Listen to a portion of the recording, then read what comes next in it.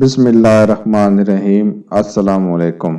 حضرت سیدنا نور الدین عبد الرحمن جامی رحمۃ اللہ علیہ نقل فرماتے ہیں، ایک مرتبہ حضرت سیدنا امام حسن رضی اللہ تعالیٰ عنہ حج کے موقع پر مکہ مکرمہ پیدل تشریف لے جا رہے تھے کہ دوران سفر آپ کے پاؤں مبارک میں سوجن آ گئی۔ غلام نے عرض کی، حضور کسی سواری پر سوار ہو جائیے تاکہ قدموں کی سوجن کم ہو جائے۔ امام حسن رضی اللہ تعالیٰ عنہ نے غلام کی درخواست قبول نہ کی اور فرمایا، جب اپنی منزل پر پہنچو تو وہاں تمہیں ایک حبشی ملے گا، اس کے پاس تیل ہوگا، تم اس سے وہ تیل خرید لینا۔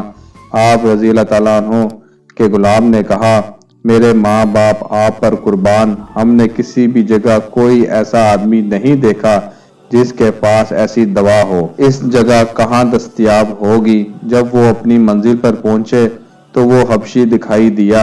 امام حسن رضی اللہ تعالیٰ عنہ نے فرمایا، یہ وہی حبشی ہے جس کے بارے میں تم سے کہا تھا، جاؤ اس سے تیل خریدو اور قیمت ادا کرو۔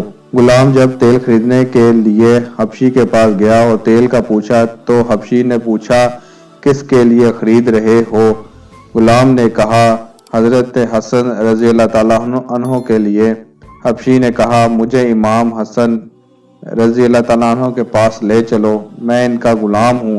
جب حبشی حضرت امام حسن رضی اللہ تعالیٰ عنہ کے پاس آیا تو عرض کی، حضور میں آپ کا غلام ہوں، آپ سے تیل کی قیمت نہیں لوں گا، میری بیوی درد زہ میں مبتلا ہے، دعا فرمائیں کہ اللہ پاک عافیت کے ساتھ اولاد عطا فرمائے۔ حضرت امام حسن رضی اللہ تعالیٰ عنہ نے فرمایا، گھر جاؤ، اللہ پاک تمہیں ویسا ہی بچہ عطا فرمائے گا جیسا تم چاہتے ہو اور وہ ہمارا پیروکار رہے گا۔ حبشی گھر پہنچا تو گھر کی حالت ویسی ہی پائی جیسی اس نے امام حسن رضی اللہ تعالیٰ عنہ سے سنی تھی۔